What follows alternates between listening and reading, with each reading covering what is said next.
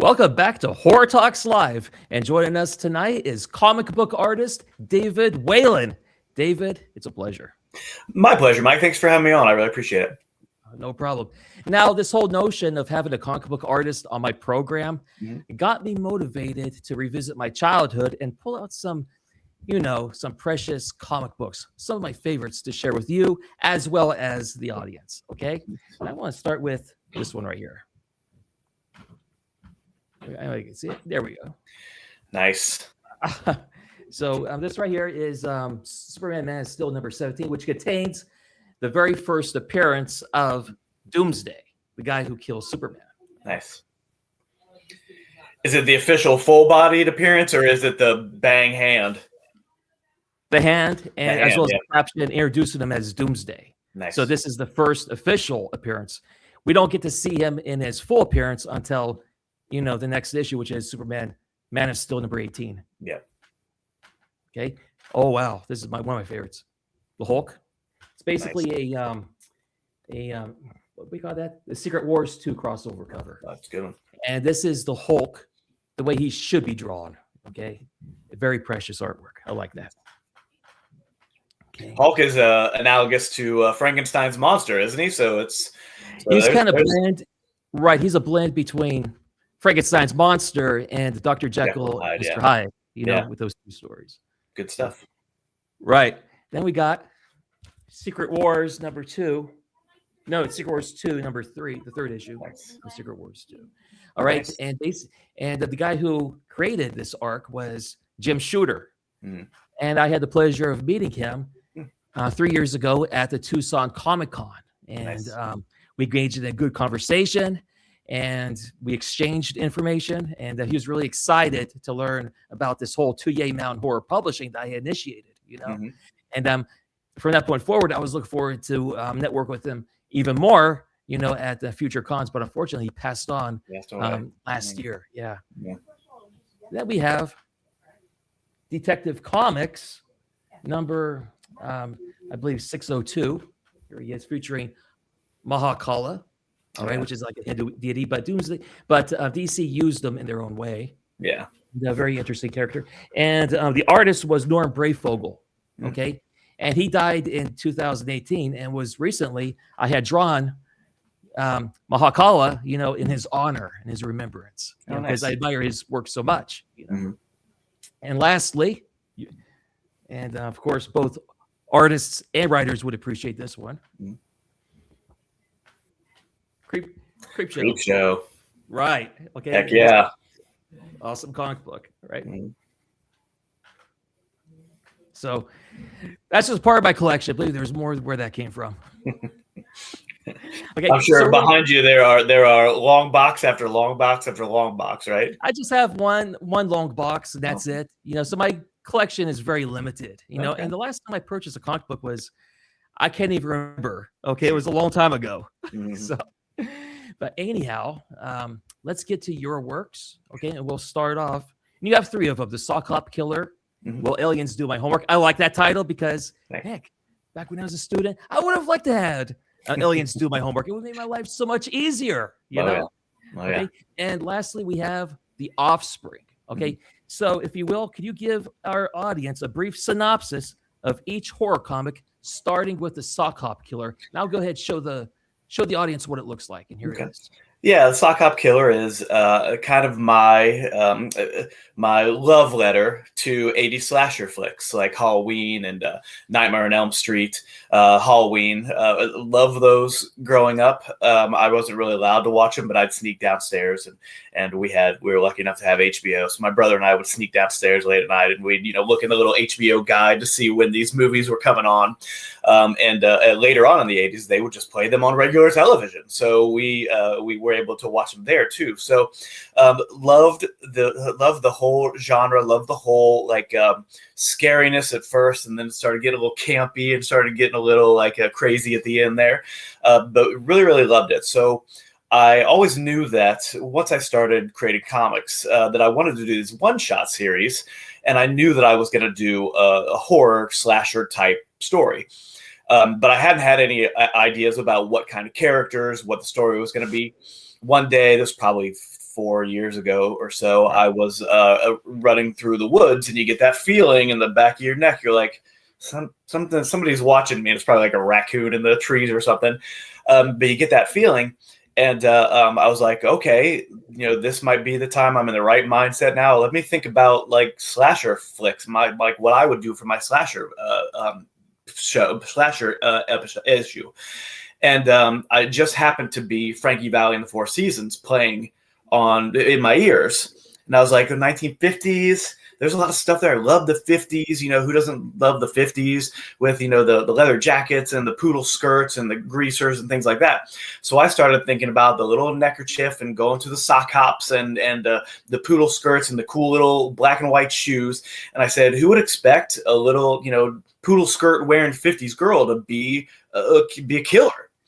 And from there, it just kind of snowballed into what I think is a really cool visual with the eyelashes. It's kind of like a cross between eyelashes and tears coming down, the big red lips on her mask, and the big pompadour hairstyle.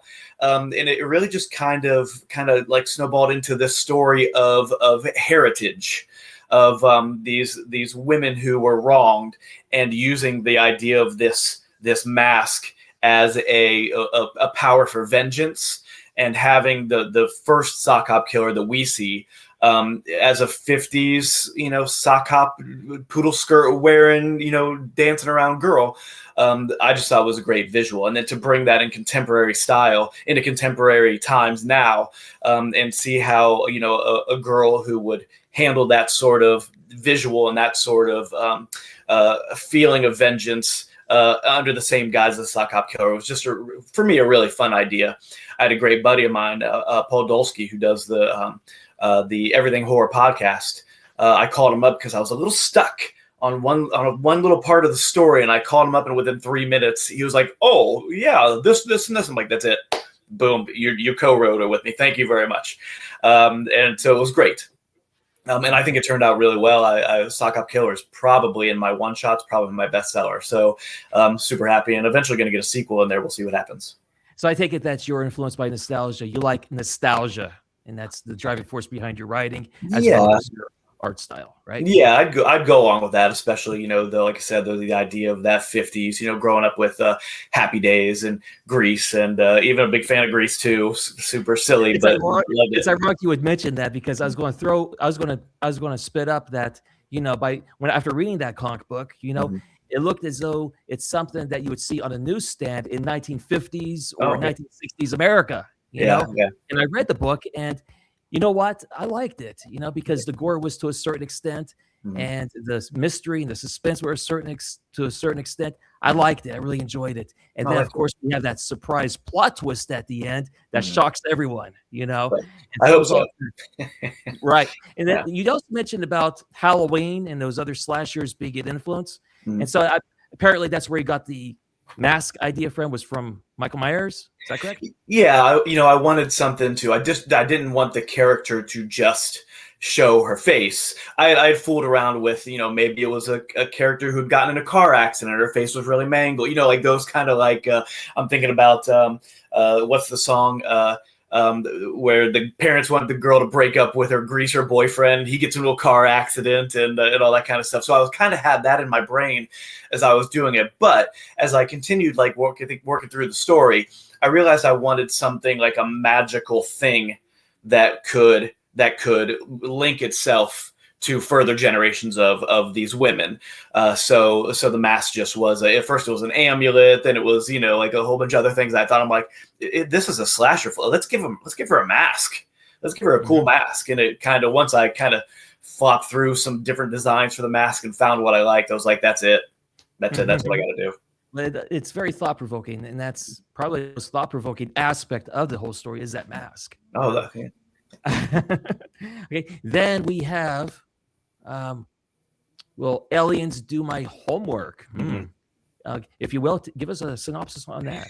Yeah, so I'm a teacher. I taught all levels of art from K through 12. At the time, I was an elementary school art teacher, and I was walking around my class. We were doing the thing, and they were painting or drawing or whatever they were doing. And Right. I was walking around talking to them and, making sure they're on task and doing all the things, listening to music. And I had these big bay windows in my room. I had a pretty nice room with these big windows that kind of looked out into these woods that were behind the school in a very rural area that I teach. And I just kind of thought, like, my brain, as a writer, you're a writer, you met a million writers. Our brains don't quite stop. So I started thinking about what if a spaceship kind of came up from these woods and came over to the school, and the school is being attacked by aliens. How would I get this group of fourth graders out of the building and into safety? And I'd say within, let's see, this was probably the beginning of the day, 9 o'clock in the morning. By 2 o'clock, right before I walked out of school, I had the whole thing thumbnailed out to exactly what these characters are doing, where they were going, what the teacher had to do. The only thing I changed was I turned the teacher, I made the teacher female instead of male, because I don't think I've ever seen, first of all, a protagonist that's an art teacher and then making her a female art teacher, which is generally what art teachers are. Most people have female art teachers, not the, men can't be art teachers too, clear I am. But generally they are. So to be able to have the protagonist be both a female art teacher, both female and an art teacher, I'd never seen that before. So I've kind of felt like, hey, I'm breaking new ground. I've got a protagonist that's an art teacher. I can think of any story that ever had an art teacher as a protagonist. And then to be able to have her be really the hero to these kids was super fun. I enjoyed. I had a couple different iterations of the aliens, and then came across, I think I was at my family and I were at the beach and collecting ghost crabs. And I said, that's it. Well, let me draw this up when I get back. And but we really based some of the kids off of kids that I had taught growing up. So the kids, I feel, have a real grounding in reality. And anybody that's a teacher that would read this story would probably get a pretty solid kick out of it, because it is 100% realistic to how I think how students would handle this situation, which is constant questions, just blurting things out, and having this teacher wrangle these 20 kids or 15 kids, however many it was, to try to get them to safety, and them like not hindering it, but not always helping because that's just the way kids are. So I think it turned out really well. I always get lots of compliments on will aliens do my homework, and there's always room for more of them. Right. And the appealing aspect is that the story focuses on a female hero, instead of a male, which we always get in these comic books and movies, like Indiana Jones, Superman or whatnot. We have a woman there, and the women group, would definitely find that appealing, And so, yeah, that's a good synopsis. And I really enjoyed listening to how you came about creating it. That was a very interesting story. Now we have The Offspring. Oh, what's that about? So yeah, I just published issue 35, which is the cover you're showing right now, and I'm super happy super proud of this cover. Like most of my covers, I'm like, yeah, I did it. That's a great cover. I'm happy, but this one and these next few groupings of 35, 36, 37 is a 3-parter that deals with like parallel dimensions where these characters are being manipulated, all that stuff. But essentially, the story is about these 4 main characters who all abused as children. They were taken out of their homes and they were sent to an alternative school, an orphanage, where they meet each other.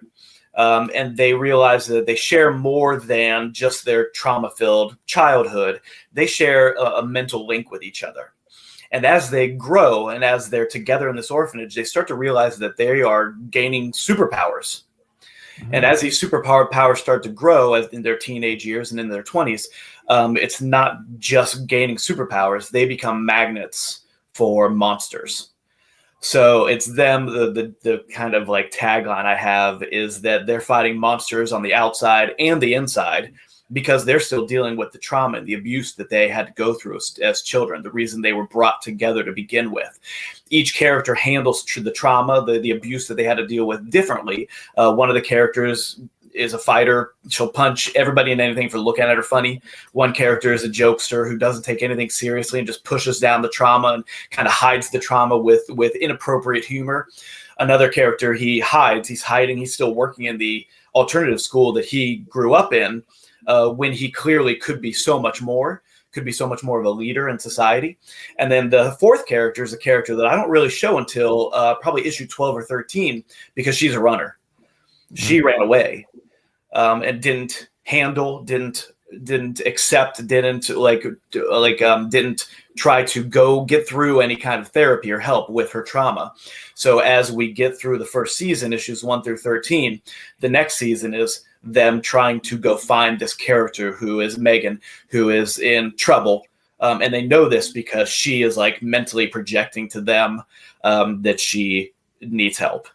So it really, like, through each 12 to 13 issues for each season, I'm trying to show how people deal with trauma in different ways, and how these people who do not like each other, the characters don't like each other at the beginning, how they can start to form a bond based off of this trauma and based off of how they relate to each other. What I find interesting is that you threw a character in there to apply comic relief, the one that's a jokester. And I could see how those 80s slasher flicks influenced you with this story, because if you watch Halloween 5, you'll see a character just like that, in the film. And of course, in those Friday the 13th films, they have one in those as well, Yeah. So there's always got to be that jokester character. I think one of the problems nowadays is that everybody thinks all of their characters need to be quippy and funny, when that's unrealistic, at least in my mind anyway. So, but to make sure that I had that one character who would always have the funny thing right at the tip of his tongue, and another character that would punch him in the face for saying one thing, is was to me super important to be able to make sure we knew who these characters were from the get-go. Exactly. All right. So sounds like it's all good, I hope so. Well, I read the first 2 issues. They were good. Okay. Thank you. And I've yet to read The Offspring, which I'm looking forward to doing. All right. Let me see here. Okay. So horror, as we all know, and I think I covered a little bit of this with my previous guest, Bill D. Russell. Okay. And we touched on a lot of horror, of course, and the pacing, because horror often relies on pacing. Okay. Now, how do you use paneling? Like, for example, traditional grid versus stylized vertical panels, and page composition to build tension and deliver scares? Sure. It's tricky in, I think, a visual media like this to be able to have really solid, like, jump scares, or something where people would go, holy smokes, I wouldn't want to see that in the real world kind of situation. But what I try to do in most of my books is be pretty traditional with the paneling until it's time to not be traditional with the paneling. But to be able to set up the story, set up the characters, have the scenes where you know where they are, the backgrounds, and all the setup.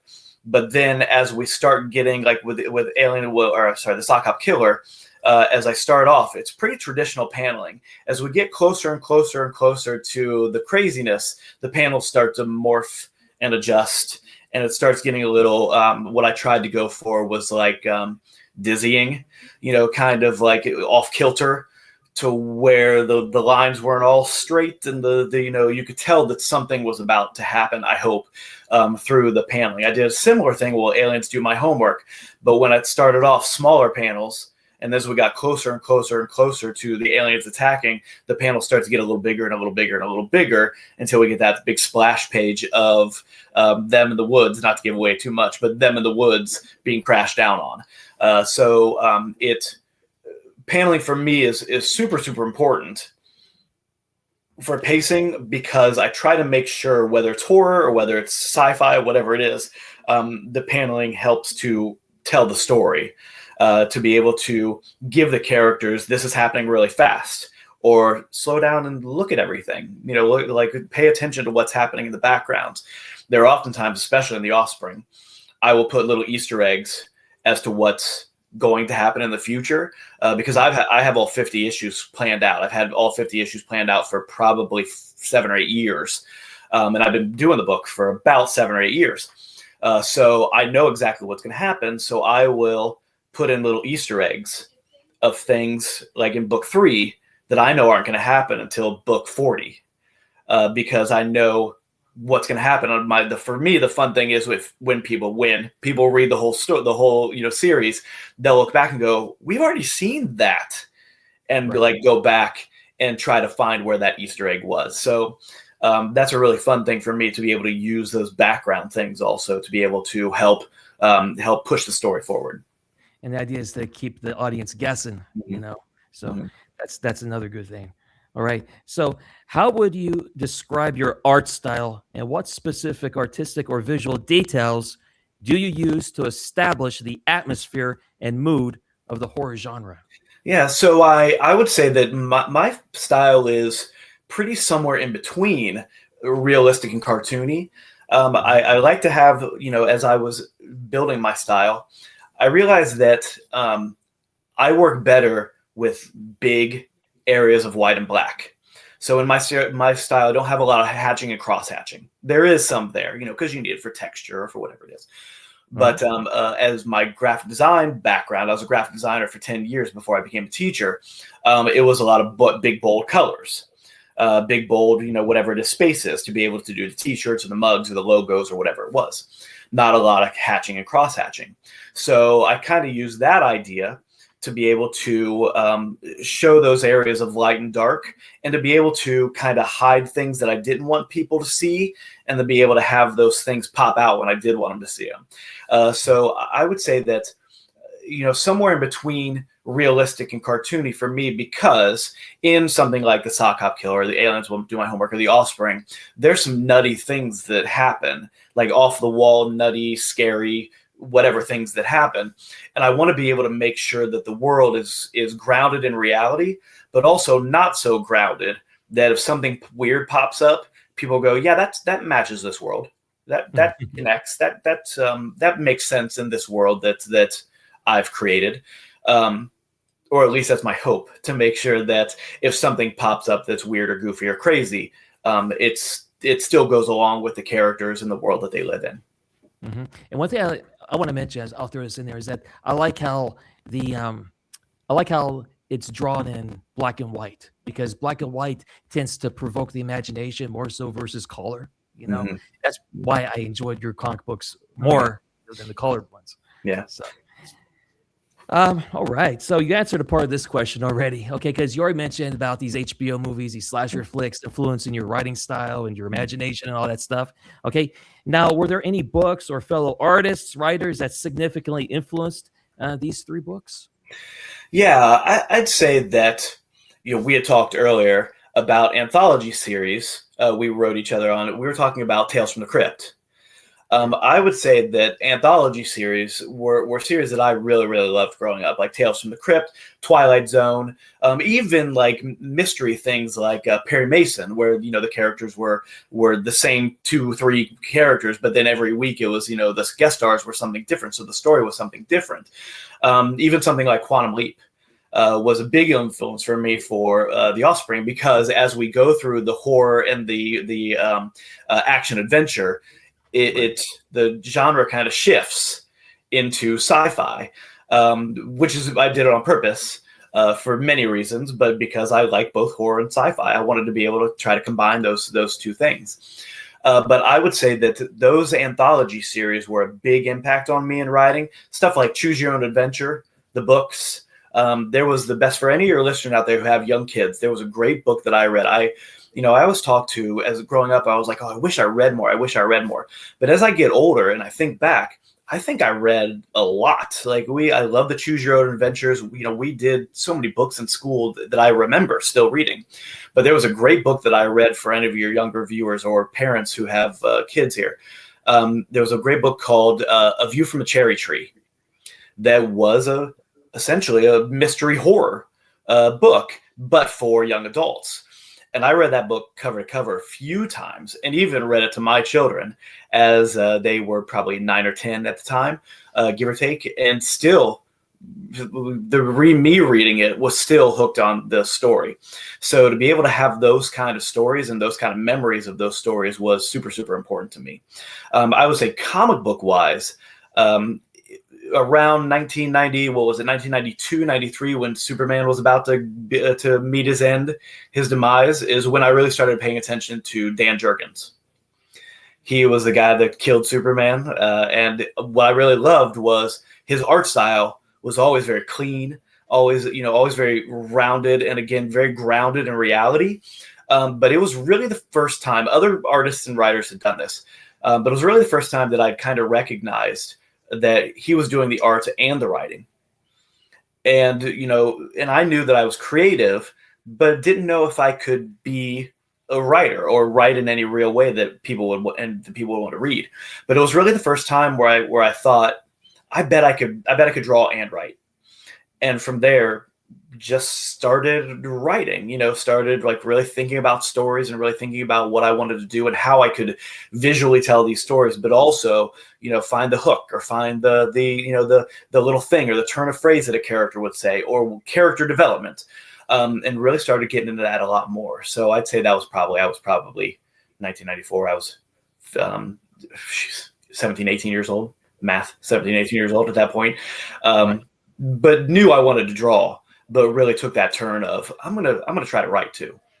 Mm-hmm. Well, it's a good thing that they did make that book, Death of Superman, because I can see how it influenced you as well as probably dozens, hundreds of other comic book artists and writers. Oh yeah. My story is not too original.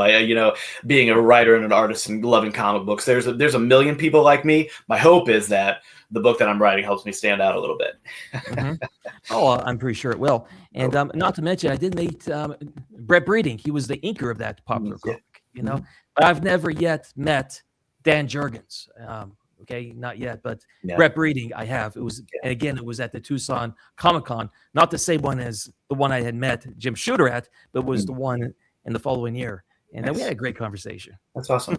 Dan Jurgens and I are friends on Facebook, but I've never been brave enough to bother him because you feel like you're bothering him, Now we've conversed via email. Awesome. Okay. Yeah. All right. So now, what do you want readers to take away or feel after reading each of these three comics? So I'll start with Sock Hop Killer. Like I said, it was really about, for me, heredity and trying to make sure there was a link to the past. So really in something like that, my thought is always, do I know where I came from? Do I know, like if somebody asked me what my great-great-grandfather did, would I know the answer?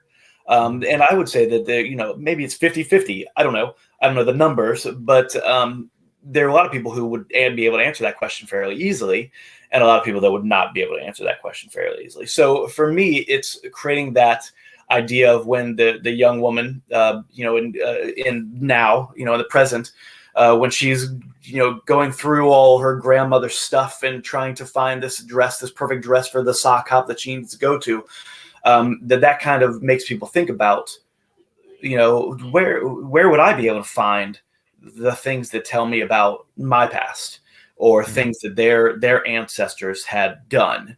For me, that's always been a big part of my family. My brother and my grandmother both wrote books talking about the history of our family, and we've had conversations about the history of our family. When we came over from Ireland, when my grandparents, great-great-great-grandparents came over from Germany and from Italy separately, and then met here when they moved into Ohio. So for me, that was really about wanting to be curious about your heritage and where you came from. Mm-hmm. And let's do my homework. I really wanted to kind of put a light on how much teachers do and how much they're expected to do in oftentimes impossible situations, to where they are constantly being, more things to do and more things of this. And you're not just teaching math, you're also teaching morality. You're also teaching empathy. You're also, a babysitter. You're also trying to control 20 kids. You're also a parent on some level. You're also trying to teach, a kid to have confidence. You're teaching them to have, hey, maybe a little less confidence, calm down a little bit. So teachers are really everything to students. It's a very versatile job, I'll say that. Yeah. And quite frankly, in my opinion, I'll be honest with you, teachers don't get enough respect or enough money. So to be able to kind of shine a light on that, the teacher, for me, it's walking, closing that book and going, maybe I should go thank my child's teacher. Because any teacher in that situation would want to try to make sure that that their students were safe. Teachers had to do it in real time for real emergencies in the real world, where it's not aliens, but it's a real emergency or a real danger that's invading their school. And 9 times out of 10, the teacher will do what they need to do to be able to protect those children. And that's what teachers do. And I really wanted to shine a light on that. Mm-hmm. For Offspring, again, I wanted to have realistic characters who were dealing with their childhood trauma in ways that were all different, because there's really no right way or wrong way to deal with that trauma as long as you're dealing with it, as long as you're recognizing, working your way through it, and then eventually accepting that it's never going to be fixed. Like that feeling is always going to be there. How do you move forward as a human being? How do you move forward through those monsters, and live some sort of life that is normal? And for these characters, that's their whole struggle. They're trying to live through these monsters to get to some sort of life that is normal.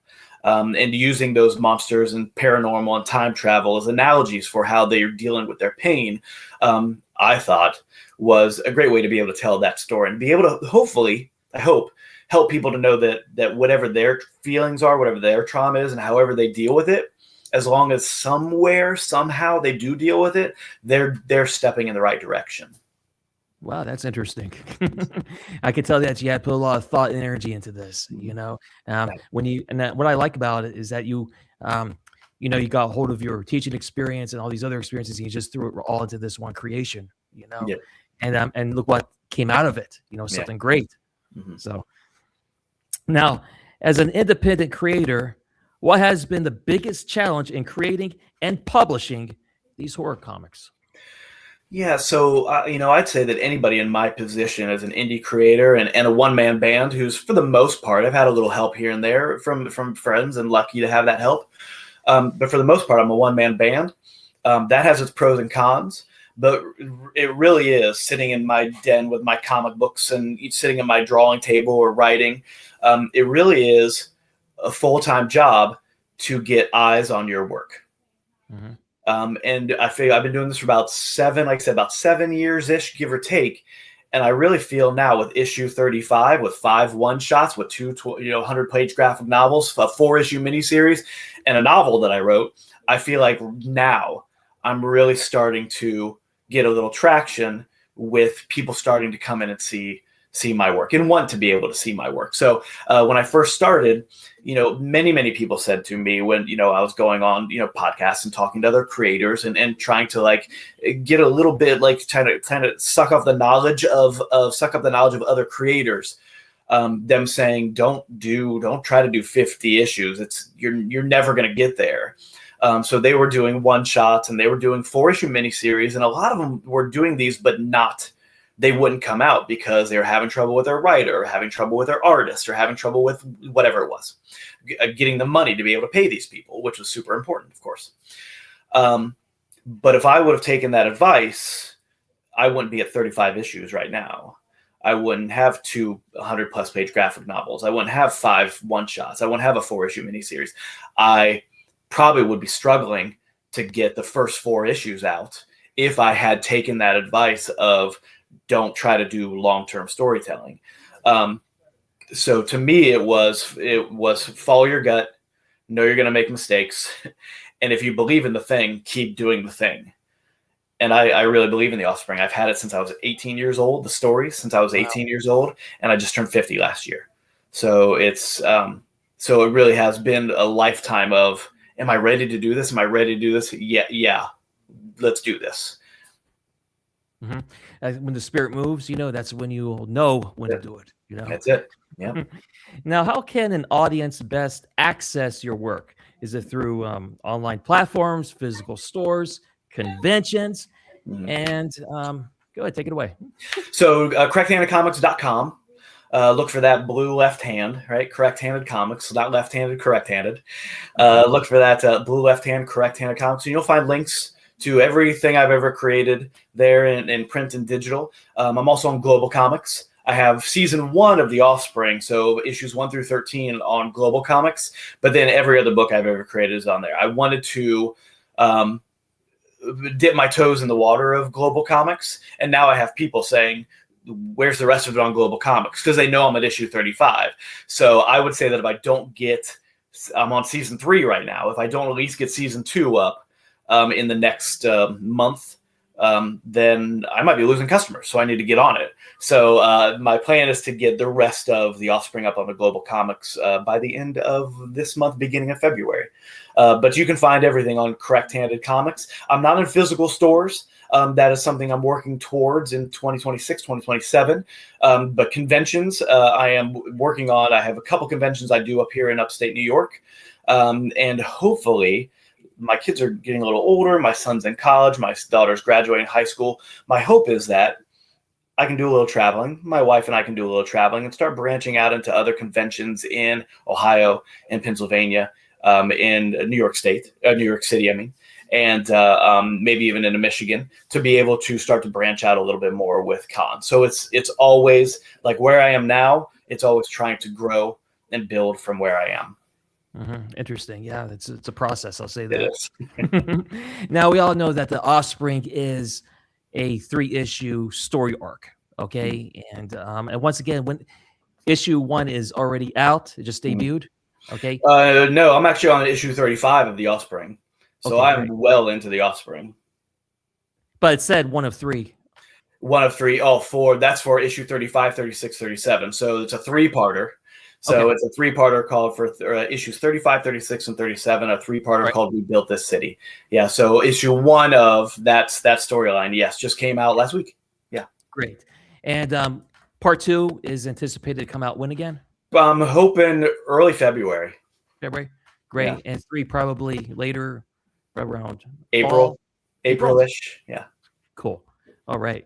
Thanks for the clarification. Yeah. All right. All right. Okay, so sounds good. And for the first 2 comics, the Sock Hop and the Will Aliens Do My Homework, any planned arcs for those? Or is those just one-shot deals?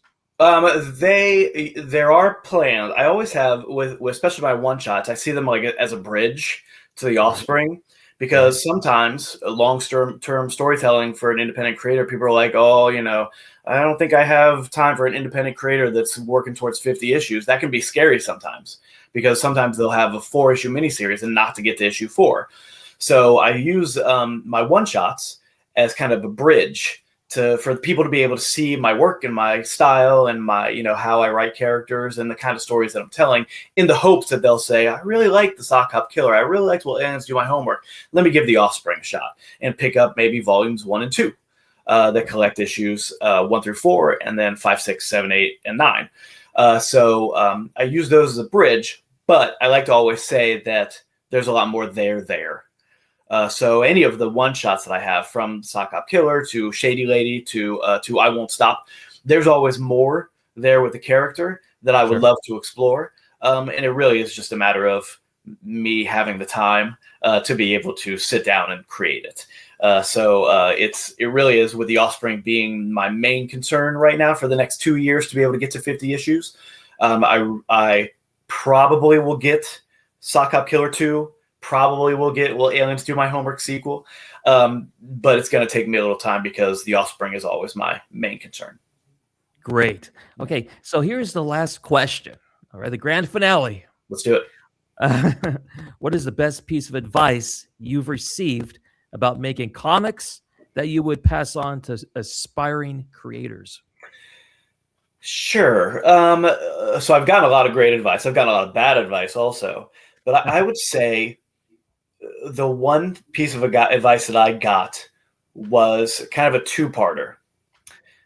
It was, comics will break your heart, but if you love them enough, it won't matter. Right. And as an artist and a writer who grew up, I wouldn't be here if it wasn't for comics. I'd probably be illiterate if it wasn't for comics. So as somebody who grew up with comics and loved comics and owes the comic industry the ability to read and the love of storytelling, that where I graduated from comic books, from Archie comics to Shakespeare, I would say that if you really want to do it, you'll do it. And if it's a love of comics and a love of storytelling characters that brings you there, no matter what happens, don't stop. Good advice. Great. Okay, David Whalen. Okay, it was a pleasure having you on tonight on Horror Talks Live. And I thank you once again for appearing on here. Thank you, Mike. The pleasure was mine. Great. And you have a blessed rest of your night. And thank you for joining in to Horror Talks Live. And I'll see all of you again. Good night.